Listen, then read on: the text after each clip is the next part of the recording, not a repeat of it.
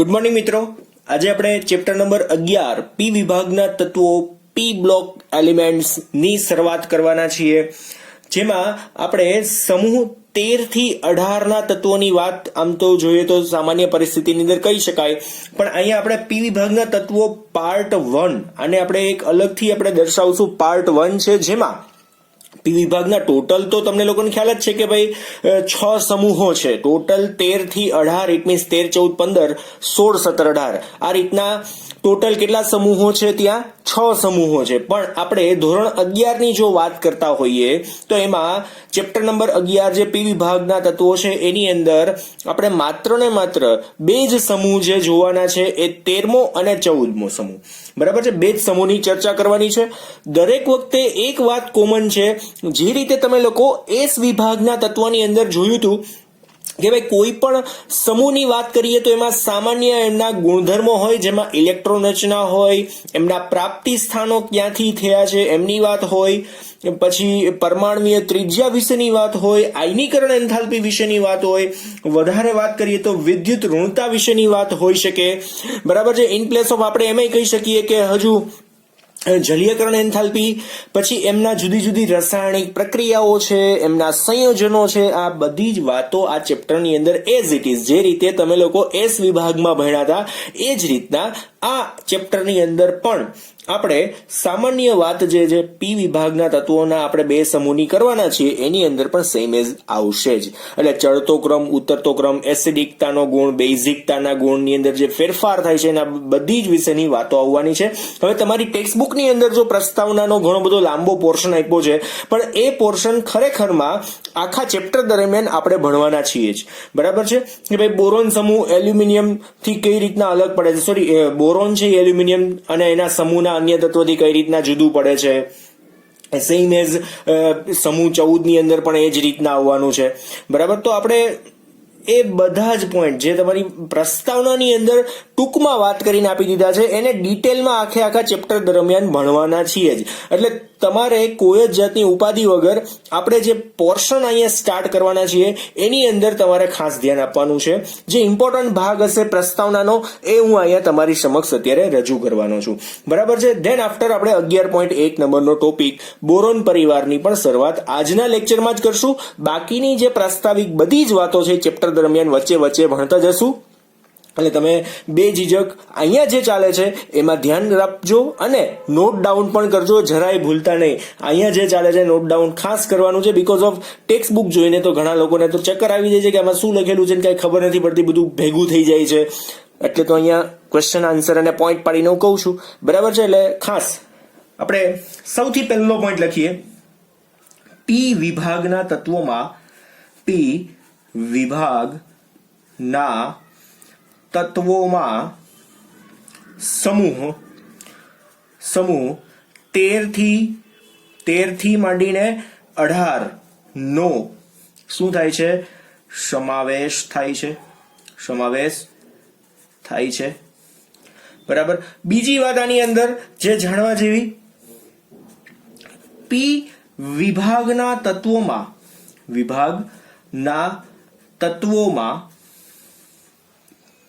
વિવિધતા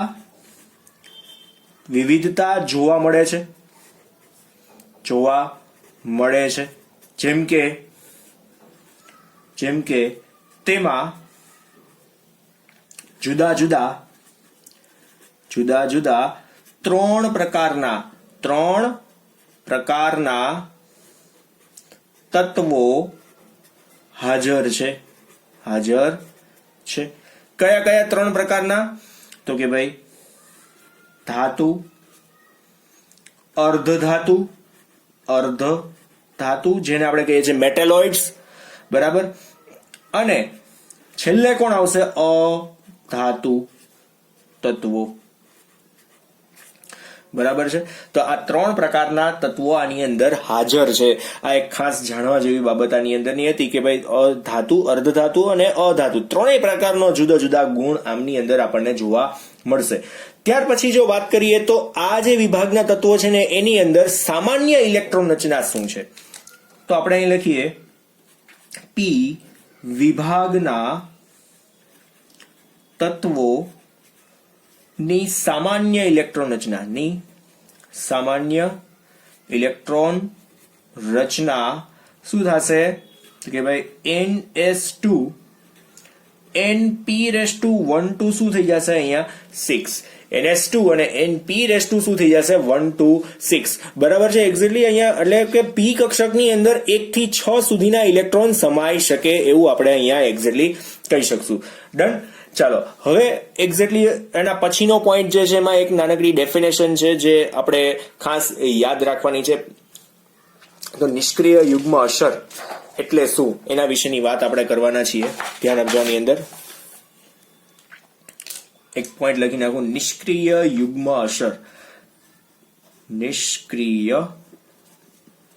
યુગ્મ અસર કોને કહેવાય એની વાત લખવાના છીએ તો બહુ સિમ્પલ વાત છે આપણે સમૂહના 13 થી 18 ના દરેક તત્વોના આપણે ઓક્સિડેશન આંક લખશું એટલે તમને ખબર પડશે તો ખાસ સમૂહ ઓક્સિડેશન અવસ્થા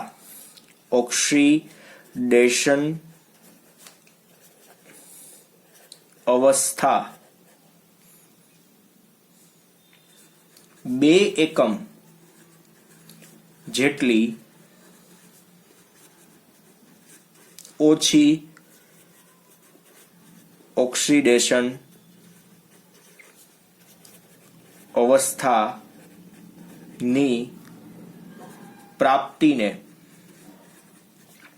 નિષ્ક્રિય યુગ્મ અસર કહે છે નિષ્ક્રિય યુગ્મ અસર કહે છે ટૂંકમાં ઓક્સિડેશન અવસ્થાની અંદર 2 એકમનો ફેર હોય ને એને આપણે એમ કહી શકીએ કે ભાઈ એમાં શું છે આ નિષ્ક્રિય યુગ્મ અસર છે એવું આપણે કહી શકીએ બહુ સિમ્પલ છે દરેક સમૂહની અંદર આપણે જોશું તો 2 ઓક્સિડેશન ધન અવસ્થા જે છે ને એની અંદર 2 ઓક્સિડેશન આંકનો ફેર હશે તો આપણે લખતા જઈએ પેલા તત્વો માટે જ આપણે પેલા તો લખીએ પછી એના પછીના બીજા તત્વો માટે પણ લખતા જશું ધીમે ધીમે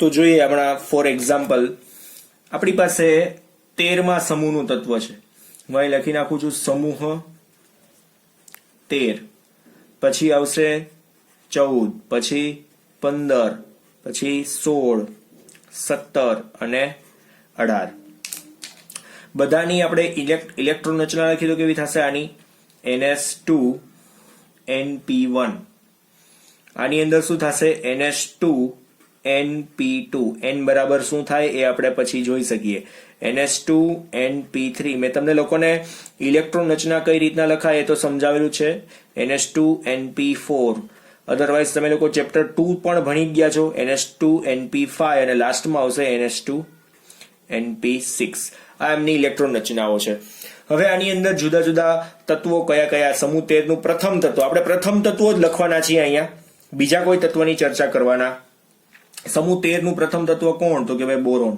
પછી કોણ આવે કાર્બન પછી કોણ છે નાઇટ્રોજન પછી કોણ આવશે 16મા સમૂહનું પ્રથમ તત્વ ઓક્સિજન પછી કોણ આવે ફ્લોરિન ધેન આફ્ટર લાસ્ટમાં કોણ આવશે નિયોન બરાબર છે હવે આપણે ઓક્સિડેશન આંકની વાત કરીએ ઓક્સિડેશન આંક વિશેની વાત કરીએ અહીંયા આપણે હિલિયમને લેવાના નથી બરાબર છે એટલે કદાચ હિલિયમ તમને ક્યાં આડો આવી જાય તો આની ઉપર રહી જશે એને આપણે ધ્યાનમાં લેતા નથી સામાન્ય ઓક્સિડેશન આંક કેટલા સમૂહ આ 13 નું જે તત્વ છે એનો સામાન્યતઃ ઓક્સિડેશન આંક કેટલો તો ભાઈ 13મા સમૂહ છે એને નિયોન જેવી રચના પ્રાપ્ત કરવી છે 13મા સમૂહનું જે તત્વ છે ને નિયોન જેવી રચના પ્રાપ્ત કરવી છે તો આ તો 5 નંબરનો કેટલામાં નંબરનો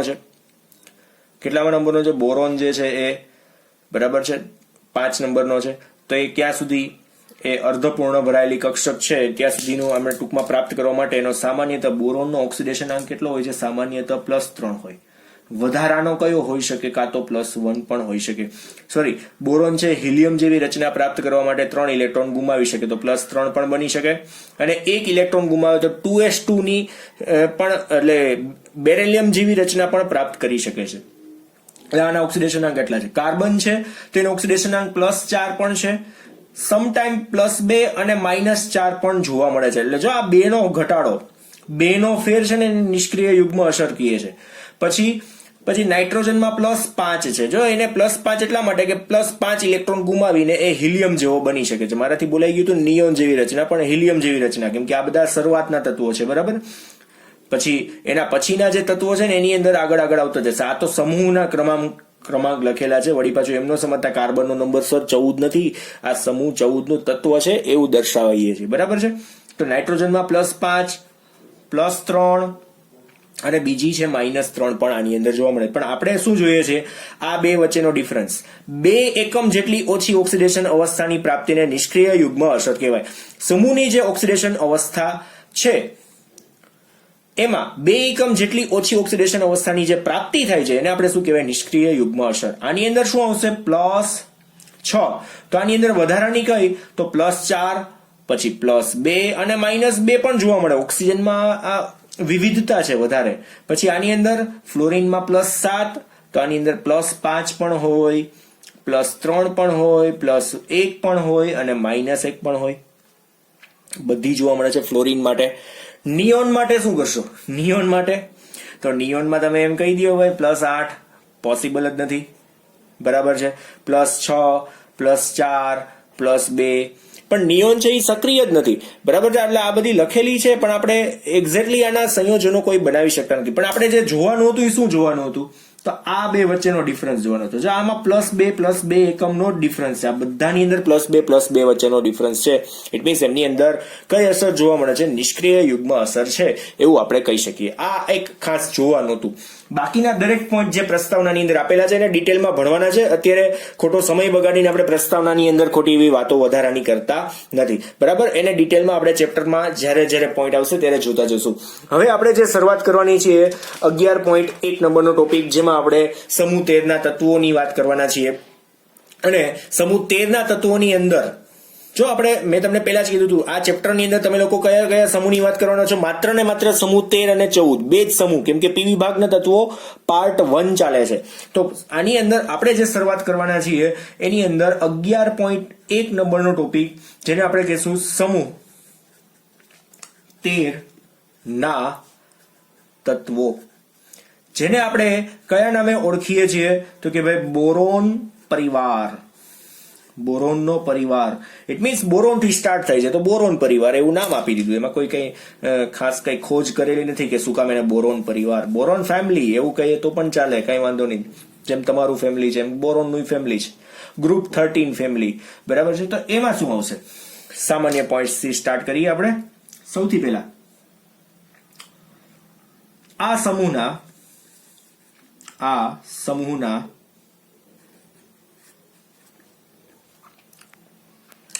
મજા નહીં આવે નહીં, કાઢી નાખું.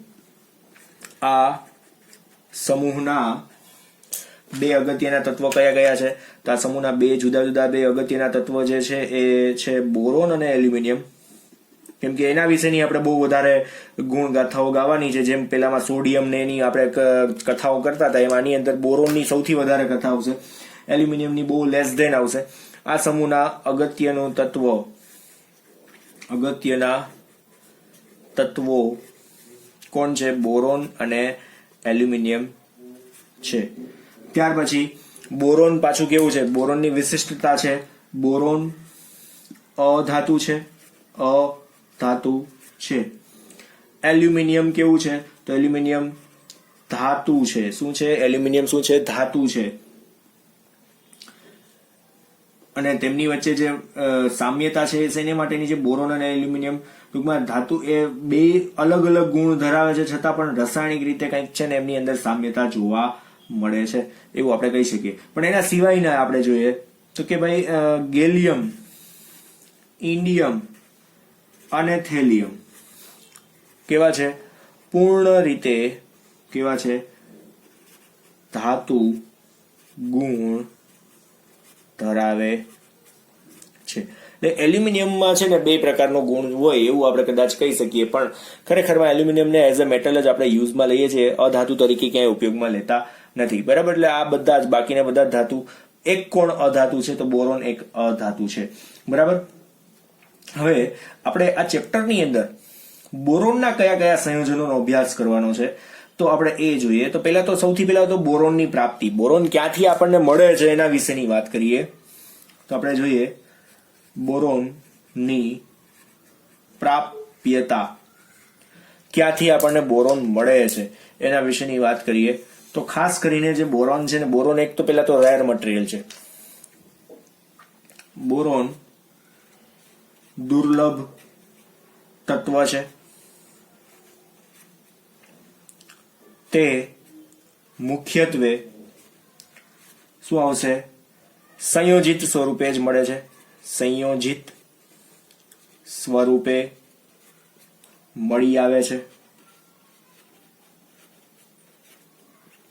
ફોર એન એક્ઝામ્પલ આપણે જોઈએ કઈ રીતના મળે છે. તો એના માટે ખાસ ફોર એક્ઝામ્પલ સૌથી પહેલા આપણે નામ આપીએ, આનું એક નામ આપીએ ઓર્થોબોરિક એસિડ. ઓર્થોબોરિક એસિડ. પછી હમણાં સૂત્ર લખી દઉં છું બધાના. પછી આવશે બોરેક્સ, એમાંથી પણ મળે છે. અને થર્ડ વન છે કાર્નાઇટ. 3 એ 3 માંથી આપણને આ મળે છે. બધાના સૂત્રો આપણે લખીએ, ખાસ ધ્યાન આપજો. ઓર્થોબોરિક એસિડ છે H3BO3. પછી આની અંદર આવશે Na2B4O7 ઇન્ટુ, ખાસ યાદ રાખજો, 10H2O હોય તો બોરેક્સ અને same as Na2B4O7 into 4H2O હોય તો કાર્નાઇટ. હવે આમાં ખાસ આ ઉપરાંત બોરોનના કેટલાક સંયોજનો કયા કયા છે ખબર છે? B2H6, પછી બીજું આવશે BX3, પછી એના જેવું જ આવશે બોરેઝિન, B3, પછી N3 અને H3, પછી BH4, B2O3 વગેરે નો અભ્યાસ આપણે ટૂંકમાં કરશું જ. બરાબર છે. આ પ્રકરણમાં કરીશું. આ જે સંયોજનો છે એ તમને લગભગ ટેક્સ્ટબુકમાં ક્યાંય નામ નથી આપ્યા. તો B2H6, BX3, બોરેઝિન, LiBH4, lithium બોરોહાઇડ્રેટ, બોરોનનો oxide છે. આ બધાની જ આપણે વાત આ ચેપ્ટરની અંદર ક્યાંક ને ક્યાંક અલગ અલગ રીતે આપણે કરવાના છીએ. ધેન આફ્ટર મોસ્ટ ઇમ્પોર્ટન્ટ ભાગ બોરોનના સમસ્થાનિક. બોરોનના કેટલા સમસ્થાનિક છે? 2 સમસ્થાનિક છે. સમસ્થાનિક છે કયા કયા? તો કે ભાઈ બોરોન 10 અને એ તો ફિક્સ જ છે, બોરોન 10 તો હોય, પણ બોરોન 11 પણ છે. બરાબર, 2 સમસ્થાનિકો છે. હવે આના પછી જે આપણે જોવાના છે એલ્યુમિનિયમના સ્ત્રોત વિશેની વાત કરીએ ખાસ. તો એલ્યુમિનિયમના સ્ત્રોત અથવા તો પ્રાપ્તિ ક્યાંથી થાય છે? એલ્યુમિનિયમની પ્રાપ્તિ ક્યાંથી થાય છે? તો એમાં ખાસ ધાતુની દ્રષ્ટિએ એલ્યુમિનિયમ છે પૃથ્વીના પોપડામાં સૌથી વધારે આમ તો એઝ અ મેટલ ધાતુ તરીકેની વાત કરીએ તો ધાતુ તરીકે એલ્યુમિનિયમ પૃથ્વીના પોપડામાંથી એટલે કે ઉપરનું જે બાહ્ય સ્તર હોય એમાંથી સૌથી વધુ પ્રમાણમાં મળી આવતી ધાતુ છે. બરાબર છે. ત્યાર પછી આપણે બીજી વાત કરીએ તો એ કેવી રીતના ટૂંકમાં આપણને મળે છે એના વિશેની વધારાની વાત. જ્યારે એ ટૂંકમાં કેવી રીતના મીન્સ કે એ અન્ય તત્વોની સાપેક્ષમાં એનું પ્રમાણ કેટલું છે એના માટેની વાત કે જ્યારે તત્વની દ્રષ્ટિએ O2 અને સિલિકોન બાદ ત્રીજા નંબરે કાં તો ક્રમે બે વસ્તુ ભેગી થઈ ગઈ નંબરે સૌથી વધુ પ્રમાણમાં મળી આવે છે. ઇટ મીન્સ કે આમ જોઈએ ને તો ટૂંકમાં આપણે આટલી જ વાત છે અહીંયા કે ભાઈ ઓક્સિજન છે ને એ સૌથી વધારે પ્રમાણમાં બને છે, પછી સિલિકોન બને છે, ધેન આફ્ટર એટલે ટૂંકમાં આ ફર્સ્ટ છે, પછી સેકન્ડ નંબર ઉપર જે આપણને મળે છે ને એ આ છે, અને થર્ડ નંબર ઉપર એલ્યુમિનિયમ મળે છે, બરાબર છે. પણ આ જે વાત છે ને એ ક્યાં છે, ખુલ્લા આખા પૃથ્વીના વાતાવરણ અને ટૂંકમાં જમીન બધી જગ્યાએથી ટોટલ જોઈએ તો ઓક્સિજન સૌથી વધારે, પછી સિલિકોન, પછી એલ્યુમિનિયમ. પણ પૃથ્વીના પોપડાની અંદર જો ખાલી ધાતુની જ વાત કરતા હોય તો આ ત્રણની અંદર મેટલ કોણ છે? આ એક જ છે. કોણ? એલ્યુમિનિયમ. તો એ આમ જોઈએ તો કેટલામાં નંબરે મળે છે? પ્રથમ નંબરે મળતી કહેવાય. ધાતુની જ વાત કરતા હોય તો પ્રથમ નંબરે, પણ તત્વોની વાત કરતા હોય તો એ તત્વોની વાતમાં ત્રીજા નંબરે મળે છે, બરાબર. તત્વોની વાતમાં ત્રીજા નંબરે, ધાતુની વાતમાં પ્રથમ નંબરે, એટલે સૌથી વધુ પ્રમાણમાં મળે છે. વળી પાછું એમ કહ્યું કે સર તમે હમણાં તો એમ કીધું કે સૌથી વધુ પ્રમાણમાં છે, તો અહીંયા કેમ આવું કર્યું ત્રીજા નંબરે? પણ સૌથી વધુ પ્રમાણમાં ધાતુની અંદર, તત્વોની વાત કરતા હોય તો ત્રીજા નંબર ઉપર. ડન છે. હવે એમના અગત્યના સંયોજનોની વાત કરીએ તો અગત્યના સંયોજનો ખાસ કયા કયા છે? તેમના અગત્યના સંયોજનો જે છે એમાં સૌથી પહેલું છે બોક્સાઇટ અને બીજું છે ક્રાયોલાઇટ. એમના બંનેના એક્ઝામ્પલ કયા કયા છે? બોક્સાઇટ અને ક્રાયોલાઇટ. તો Al2O3 × 2H2O, બરાબર છે. અને ક્રાયોલાઇટમાં આવશે Na3Al(F6), જેનો યુઝ ક્યાં થાય છે આપણે તો જોઈ જ લેશું. ફ્લોરાઇડ યુક્ત કાચી ધાતુ થઈ ગઈ, પણ આ એક અગત્યના સંયોજનની અંદર બોક્સાઇટ અને ક્રાયોલાઇટ સૌથી મેઇન છે. હવે આના સિવાયના જે તત્વો છે તમને લોકોને કહી દે તો છેલ્લે છે ગેલિયમ, ઇન્ડિયમ, થેલિયમ. કુદરતમાં ખૂબ જ ઓછા પ્રમાણમાં મળે છે કાં તો પ્રાપ્ય છે, એટલે અતિશય ઓછા પ્રમાણમાં મળે છે. ધેટ્સ વાય એનો ટૂંકમાં એની કોઈ વાત આપણે વધારાની ડિટેલમાં કરવાના નથી. સામાન્ય ગુણધર્મ વિશેની વાત કરશું. આવર્તી વલણ જે છે એમની અંદર જે ચડાવ ઉતાર છે એના વિશેની આપણે વાત કરશું, બીજી કોઈ વાત કરવાના નથી. તો સામાન્ય તો આપણે બોરોન પરિવારની વાત કરી, એલ્યુમિનિયમના સ્ત્રોત અને એમની વિશેની સામાન્ય વાત આપી, બરાબર છે. બોરોન પરિવાર અહીંયા જ આપેલો છે, બરાબર. આમ કંઈ ખાસ તમે આજે શીખ્યા નથી, ઇન્ટ્રોડક્ટરી પાર્ટ જ હતો. નિષ્ક્રિય યુગ્મ અસરમાં મેં ખાસ તમને અહીંયા સમજાવેલું છે, પાછો તમારે રિપીટ કરવું તો કરી શકો છો. અને પી વિભાગના તત્વોની સામાન્ય માહિતી આપી હતી, જેને આપણે ડિટેલમાં હવે ધીમે ધીમે આગળ વધશું એમ તમને લોકોને આવડતી જશે. હજુ તો ઇલેક્ટ્રોન રચના બાકી છે અને તત્વો કયા કયા આવે છે એ પણ બધા બાકી છે. અત્યારે આપણે માત્ર શરૂઆતના જ પોઈન્ટની વાત કરી છે કે ભાઈ આમ ઓલ ઓવર શું છે પી વિભાગ. બાકી તો આપણે મેં લખી દીધો છે તમને લોકોને. પી વિભાગનો પાર્ટ 1 ચાલે છે, પાર્ટ 2 તમે લોકો 12મા ધોરણની અંદર ભણવાના છો. અત્યારે જે આવે છે એ આ રીતના નોટ ડાઉન કરી નાખો. ટેક્સ્ટ બુકને એક બાજુ રાખશો તોય ચાલશે, કેમ કે દરેક પોઈન્ટને આપણે અહીંયા વ્યવસ્થિત રીતે આવરી લેશું, બરાબર છે.